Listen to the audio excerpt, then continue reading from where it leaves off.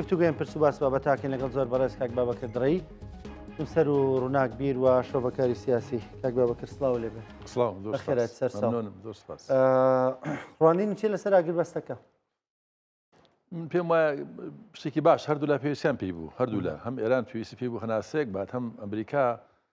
زەختێکی ئەجگا زۆر لەسەری بوو لە ناو خۆ و لە ئەوروپا بەتایبەتی کە لە ناو ئەنجومەنی ئاسایش کە ئەمریکانەی توانی ئەو داواکاری کە هەیە بوو پەسم بکرێت پێم وایە ئەو خاڵێکی ئاساسی بوو لەوەی کە ئەمریکا ناچار بوو بۆ ئەوەی کە ئێستا بیکاتێن چونکە چین و رووسیا ڤیتۆیان ئەمە یەکەم جارە هەردوو لا پێکەوە ڤیتۆ بەکاربێن دژی ئەمریکا زۆر جاری کە لە پرۆسەیەکی مێژوویە سەدان جار ڤیتۆ بەکارهێنا بەڵام ئەوان کەم بەکارهێناوە ئەم جار هەردووچیان پێکەوە وەستان بەرامبەری وە بەڵگەیەکی ئەوەیە کە لە ئاسی قانونی ئەمریکانەی توانی پرۆسەکە بەرەو پێشەوە بەرێ ئەمە وەستانی شەڕەکە بێگومان باشە شەڕ شتێکی خراپە بێگومان و میلەتی ئێران هەناسەیەکدا خەڵکی ئێران زۆر زیانمەند بوون تایە و ناوچەکەش بێگومان ئێمەش وەکو کوردستان ئێمە حەفدە شەهیدمان هەیە و خەڵکێکی زۆر ینی زیانی بەرکەوتوە بێگومان ئەمە پرۆسەیەکی باشە تا 2 هەفتێ تا چەند ڕۆژە بەڵام ئەم شەڕە ینی زەمینەی شەڕەکار ماوە بەداخەوە زەمینەکە ئەوەیە کە ئیسرائیل ئەمڕۆ بۆڵەبۆڵی بوو قسەیە کرد کە گوای ئەوان مۆزۆی لوبنان شمولی شەڕەکە ناکە شمولی ئەگربەستەکە ناکە لەلایەک تریشەوە ئەمە بۆ فترەیەکی موەقەتە هەروەها ئەمریکا ئەگە بڵێن بینە سەر دۆخی ئەمریکا ئێستاکو پێشتر قسەمان کرد ینی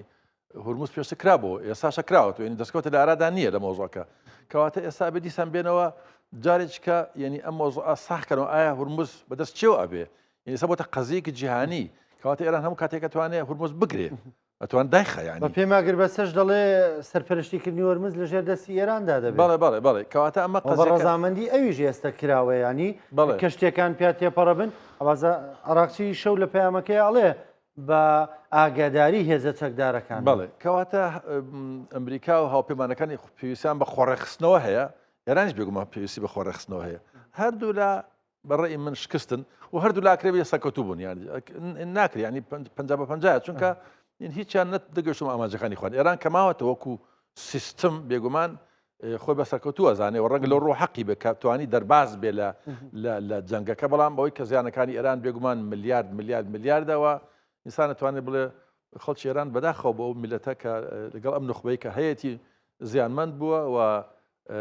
خەڵکی ناوچەکە زیانی پێگەیشتووە بەڵامەوەی کە ئێستا من ئەبینم ئەم شەڕە کۆتایی پێنایەت نەبەردێک یعنی مەقتەعێک کۆتایی پێهات باشە خەڵکی ئێران هیچیان لە دەست دێ بیکەن ئینسان نازانێت خەڵکی ئێران ترسێنران ئەو کابرایە کوڕی حەمە ڕەزا شا فترەی مانجی یەک بە غەڵەتێکی زۆر تاریخی غەڵەتێکی مێژوویی کرد داوای لە خەڵکی ئێران کرد کە ڕاپەڕنوە خەڵکەکەی هەندە بۆ ڕاپەڕین و بە قسەیان کرد بەداخەوە هەندێک خەڵک وە ئەمە بەهۆیەوەی کە نزیکەی 40,000 ئینسان بکوژرێ کەواتە خەڵکی ئێران لە مانجی یەکە 40,000 شەهیدیانداوە بۆ ئازادی خۆیان بە قسەی کابرایە کە نەیتوانیوە ڕێخستێکی باش لە وڵاتەکە نەیتوانیەوە خۆشەویست بێ خۆشەویست نییە لە لای کورد خۆشەویست نییە لە لای بلوچ خۆشەویست نییە لە لای عەرەب خۆشەویست نییە لە لای بەشی زۆری دموکرات خوازەکان و چەپەکان ئێران خۆشەویست نییە لە لای گروپێکی کەم خۆشەویستە ینی ئەمە وای کرد کە زەربەیەکی ئێجگار گەورەیدا لە ئۆپۆزیسیۆنی ئێرانی بەڕاستی و ئەمە ینی زۆر کارەسات بوو بۆیە ینی ئەوەی کە بڵێ ینی خەڵکی ئێران ئێستا ڕەهبەریەکی ڕێکوپێکیان نییە بۆی کە بەرامبەر بە حکوومەتەکە بوەستنەوە لەم لاشەوە بەداخەوە حکوومەتی نخبەی دەسەڵاتداری ئێرانی نەیهێشتووە لە ناو نخبەی سیاسی ئێرانیە خەڵکانت پێ بگەن کە بتوان بەرامبەر خۆیان قسە بکەن سیستەمەکە بگۆڕێ بە شێوەیەکی نەرمونیان بگۆڕێ بەداخەوە باشە بڕوانینی تۆ ئەم ئاگربەستە سەردەکێشێ بۆ ئاشتیەکی ینی هەمیشەی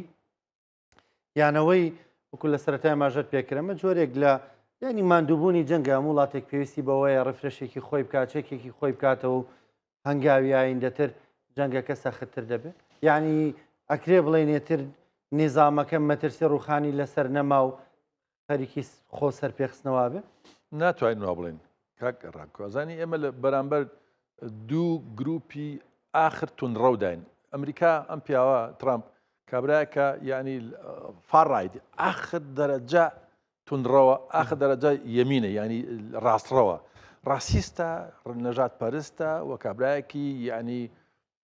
کاپیتالی سەرمایهداریەکی ئیمپریالیستی یانەکە لە مێژووی ئەمریکادا شتیوان نەبووە نە لە کۆماریەکان نە لە دیموکراتەکان شتیوان نەبووە ینی ئەمە بەرگێکی دینی کردو بە خۆیاوە هەندێک لە گروپە دینەکانی ئەمریکا پیانەوە مەسیحە هەندێک کۆبوونەوەکە لە ژووری داخراوە کە عەلا ئەساس ئەمە کابرایەکی یعنی ئەژگار سەیر هەم لە مەسەلە دینەکانە چۆتە پێشەوە هەم لە مەسەلەکانی ئابووری ئەوانەدا خەشن تونند و تیژ و گوێنەگر بۆ کەس و سیستەمەکەی تێکدا و کاتی خۆشی جەنابەت و بینەران هەموو ئەزان کاتی خۆی کە شکا لە ئەو ساڵانی پێشووە پەلاماری پەرلەمانیدا یعنی زۆر ملتەزم لێ بە قانونەکانی ئەمریکا خۆشیەوە کابرایەکە بە معنای کەلیمە خەشن و ناقانونی ئەمە ئەو لە ئێرانیش ئەم نخبەیە کە دەسەڵاتی بەدەستەوە ئەوە لە 7 ساڵە نخبەیەکە کە ڕێگا نادا خەڵکی تر لە ناو وڵاتەکەدا بێنە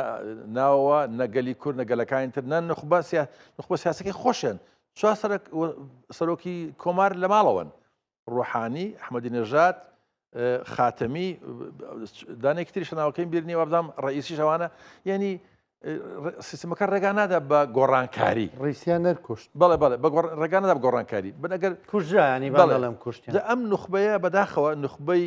توندڕەوی ئێستای دەسەڵاتداری ئێرانی کە نخبەیەکی ئیدۆلۆژیە لە پرۆسەی بەداخەوە شتێک ئەمە بڵێم مەسە مێژووی ئێران کاکڕانکۆ ئێران وڵاتێکی گەورەیە و ملەتی کورد ڕەبتێکی زۆری بەگەلی ئێرانەوە هەیە بە وڵاتی ئێرانەوە هەیە ینی ئێمە چووکە کاتی خۆی على طولی تاریخ کورد لەگەڵ ئێران بوو ینی کورد ملەتێکی لە ئەساسا ینی ئێمە هندو ئەوروپینیان لەگەڵ ئێران بووین ینی و من ئەمەوێت چووە 6 هێرش باز دەکەم 6 هێرش کە پەلاماری ئێران دراوە و ئێران بە حکمی نخبەیەکی توندڕەو یاخۆ نخبەیەکی نەشارەزا ناشایست بوونەتە مای ئەوەی کە ئێران بچووک بێتەوە ئێران دینەکە لە دەست بدا دوو هێرش هەیە لە خۆرڵاتەوە دوو هێرش هەیە لە خۆر ئاوەوە هێرشەکە باسێکەکەم ینی زۆر هێرشی ترشێ لە باکوورەوە هێرشەکە لە باشوورەوە دوو هێرش هەیە لە خۆرڵاتەوە هێرشی مەغۆڵ و هێرشی ئەفغان هێرشی مەغۆڵ ساڵی 1280 ئەوەندە مەغۆڵ جەنگیزخان هەبوو جناب دەزانین جەنگیزخان پیاوێکی خوێنڕێژ بوو ینی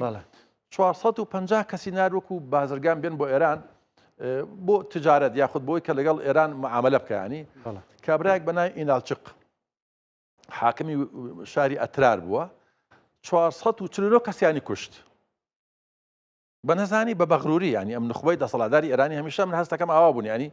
و یەک دانیان دەرباز بوو گەڕایەوە خەبەرەکەی بردەوە بۆ جەنگیزخان دیسان ئەو سێ کەسێکەکەی نرد دوانی مەغۆڵ یەکێکی مسلمان بۆ گفتوگۆ لەگەڵ سوڵتان محەممەدی خوارەزم سوڵتان محەممەد مسلمانەکەی کوشت و دوو مەغۆلەکەی سەری تاشین ڕیشی تاشین بە ئابروتکان نردنیەوە بۆ جەنگیزخان جەنگیزخان چی کرد جەنگیزخان هات ئێرانی وێران کرد سەدان هزار کەس لە ئێران کوشت شارەکانی وێران کرد شاری ئەتەرای وێران کرد ئەوی نالچەقەی گرت و قڕقش بکرد بە چاو و گوێچکە ئەوانەیە ئەوە مەغۆل هەر لە باسی خڕڵا دەکەم شەڕێک هەیە کابراایك بەناوی میروەیس لە ئەفغان بە حکومی زۆرداری سوڵتانەکانی ئێران دەسەڵاتداران ئێران بۆ ئەفغانستان بڵێن ئەو کاتە ئەفغانستان ئێران بووە سەن ئەفغانستان ئێران بووە مەبەستمەوەی ئێران بچووک بووە بە حکمی ناشارەزای بە قۆناغ بچووکیان کردەوە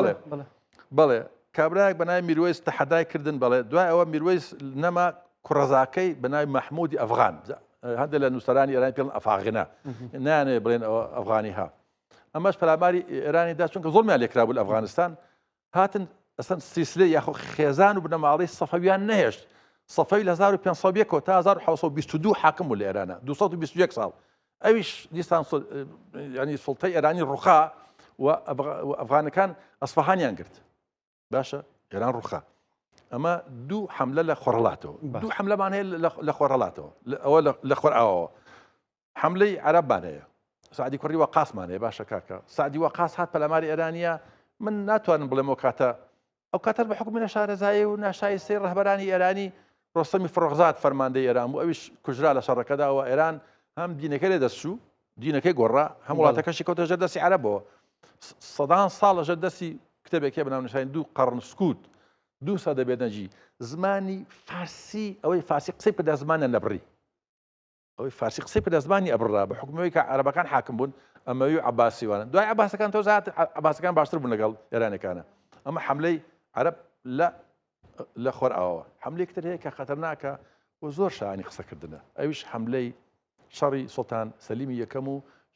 شا ئیسماعیلی یەکەمە شەڕی چاڵدران ئەسەن شەڕی عەرەب دینی ئێرانی گۆڕی شەڕی سوڵتان سەلیم جغرافیای ئێرانی گۆڕی سوڵتان سەلیم کە پەلاماری ئێرانیدا لە شەڕی چاڵدرانە شەڕی چاڵدران ساڵی 1514 شەڕێکی گەورە بوو باشە تا ئەرزەڕۆمیش خاچی ئێران بۆ ئەرزەڕۆم دیاربەکر وان هەموو کوردستانی تورکیا ئێستا هەمووی بەشێک بوو لە ئێران لە شەڕی چاڵدرانە بە حکمی نەشارەزایی و ناشایستەی سوڵتان شاه ئیسماعیلی یەکەم هەموو کوردستانی تورکیا ئێستا لە بەردەستی ئێران بوو ئەویشمان ڕۆیشت یعنی کەواتە ئەمە بۆ چونکە شاه ئیسماعیل خەریکی هاندانی شیعەکانی ناو سوڵتان ناو عوسمانیەکان بوو 40,000 کەس نێکوژرا 40,000 کەس ئەوانە کوژرا بە حکمی ئەوەی کە ئەو دوو شەڕی تریشێ لە باشوورەوە باسی کەم لە باکووریش لە باشوورەوە ئینگلیس هات داگیری کرد لە باکوورەوە سۆڤێت داگیری کرد سۆڤێت لەو ساڵانە ینی 100 ساڵێکە بێت لە 1940 وڵاتی دیکەی لێ کردوێتەوە بەڵێ ئەو وڵاتانە باکۆوانە هەموو زمانی ئێران بووە ینی بە حکمی ناشایستەی نخبەی دەسەڵاتداری ئێرانی ئێران دوو ئەوەندەی ئێستا بووە سێ ئەوەندەی ئێستا بووە ڕۆشتووە بە حکمی تەتەڕوفی دینی تەتەڕوفی ئایدۆلۆژی نەشایستەی لە ڕەهبەریە لەبەرەوە ینی ئێستا من پێم وایە ئەم بۆ کۆتایی پێ نایە ئەم شەڕە چونکە تا تۆ بتەوی ئیسرائیل لەناوبەری ناتوانانی پێشکەوی ئێران ناتوانێت پێش بکەوێ ناتوانێت بچێتە ناو کۆمەلگای دەوڵەتیەوە بە شێوەیەکی نۆرماڵ تا ئەو کاتە ئیدعای لەناوبردنی ئیسرائیلکە ئەمە ڕێی منە ناکرێت چونکە تۆ ناکرێت تۆ بتەوێ یعنی کام دروشمی مەرەکبەر ئیسرائیل بمێنێ بەڵێ ناکرێت تۆ هەم لە لاک ئیدعای شەڕکێ لە لاکە بتەوێ پێشکەوتنی ئابووری و تەکنۆلۆژی و نۆرماڵی و دموکراسی وانە لە ئێرانە ناکرێت چونکە تۆ خەریکی شەڕی تۆ چ علاقەت پێوەیە بۆ میسر کە وڵاتی خوان و برای خوێنی ئەوان بۆ ئەوان دیفاع ناکەن سعودەیە کە خۆی مرکزی ئیسلامی سیاسی و ئیسلامی نۆرماڵ و ئیسلامی جوزانە منوە بۆ ئەوان نایکەن باش ئەردەن کە برایان و بەتوان لە بەحر المەیت هەمەلە بکەن پێکەوەڵگەی ئیسرائیل بۆ ئەوان نایکەن تۆ چ علاقەت پێوەیە پێ دوانێ مان لەو دروشمەوە سەرچاوی گرتووە کە ئەم شۆڕشە سەردەگرێت لە هەفتاونەوە ئیتر لەو کاتەوە خۆی وەکو ڕابەری مەزلومیەت لە جیهانە پیشان دەدا وەکو ڕابەری ینی کۆکەرەوەی شیعەکانی جیهان خۆی نمایندە دەکات ناکرێت زانانی ئێمە ئێران وڵاتێکی مەزنە ئێران وڵاتێکە خاوەنی شارەسانەتێکی گەورەیە ئێران وڵاتێکە لەگەڵ ملەتی ئێمە وەکو هونەر و کللتور زۆر لێکە و نزیکین ئێمە یعنی بەشێکی زۆری گەلی ئێمە لە ئێران ئەژی ئێمە خوازیاری ئەوەی وەکو کورد ئێران دموکراسی بێ ئێران وڵاتیی ئاوادان بێ ئێران گەلی ئێران گەلانی ئێران شایستە وەکو ئەڵمان وەکو فەڕەنسا وەکو وڵاتانی تری پێشکەوتی جیهان لە خۆشبەختیا بژی ئێران پێویستی بەوە نیە ڕۆژانە قەسف بکرێ و شارەکانی هەموو شارەکان ینی وێران بکرێن خەڵکەکەی بچن لەسەر پردەکان بوەستن بۆی کە ساروخی ئیسرائیل و ئەمریکانێت لەوێ وێرانی بکە شای ئەوە نییە کاتی ئەوە نییە وەکو وتم تۆ ئیدعای ئایدۆلۆژیی خۆت واز دەبێنە بگۆڕێ لەگەڵ دنیا بگۆڕێ ینی وەکو وتم ینی بۆ ینی قسێکی فارسی هەڵێ کاسە ئەز ئاش داختەر ئەز ینی چێشتەکە سار بۆ تۆ قاپەکە هەر گەرمە کاکە عەرەبەکان بەخوا بیکەن ینی تۆ چ لەوە داوە ینی ئەمە ئیدعا دینیە چی ئەیکەی بەڵام پێدوانیانی شۆڕشەکە بۆ خۆی لەسەر نمای ئەمە بە پێوەیە فراوان بوون چووە یە باشە شۆڕشەکە کاکە ساڵێک 2 ساڵ 3 ساڵ 4 ساڵ لە 7 ساڵ واز دەبێن شۆڕشەکانی دنیا دوای شۆڕشی فەڕەنسی دوای چەند ساڵێک نۆرمال بۆ شۆڕشێکی بۆ وڵاتێکی ئەتیادی کتێب لەسەری هەیە بە فارسی ئەمانە نووسراوە ینی تەرجمە کراوە شۆڕشی ئەمریکا دوای چەند ساڵێک لەگەڵ مەسەرەن ئەسڵن وڵاتانی تر بۆ نمونە وڵاتانی یابان کە ئەمریکا قومەڵی زەڕێی پیاشەشە لە 1940 کە لە شەڕی جیهانی دووەمە دوای دوانی هەر لەگەڵ ئەمریکا ئاش بۆ وڵاتەکەی پێشخست بوو بۆ یابانێک کێسە هەموو دنیا مەجبوری پێێتی ێ باشە تۆ